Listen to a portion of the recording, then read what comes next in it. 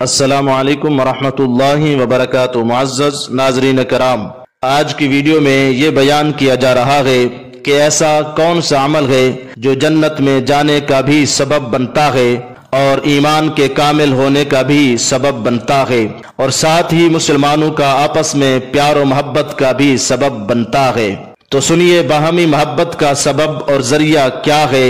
حضرت ابو ہریرہ رضی اللہ تعالیٰ عنہ ارشاد فرماتے ہیں کہ حضور اکرم نور مجسم صلی اللہ تعالیٰ علیہ وسلم کا ارشاد گرامی ہے کہ تم جنت میں داخل نہیں ہوگے جب تک مومن نہ بن جاؤ، اور فرمایا کہ اس وقت تک تمہارا ایمان کامل نہیں ہوگا جب تک تم ایک دوسرے سے محبت نہ کرو، اور پھر ارشاد فرمایا کہ کیا میں تمہیں ایسا کام نہ بتاؤں کہ جب تم اس پر عمل کرو تو تمہارے درمیان محبت پیدا ہو جائے۔ تو فرمایا کہ اپنے درمیان سلام کو عام کر دو۔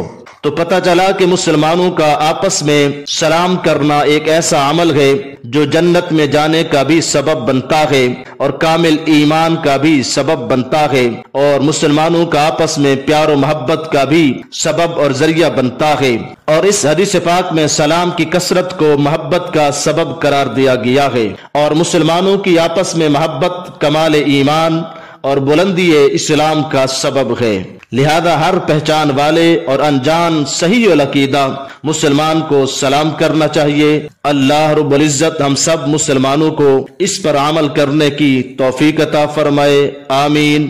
وما توفیقی الا باللہ۔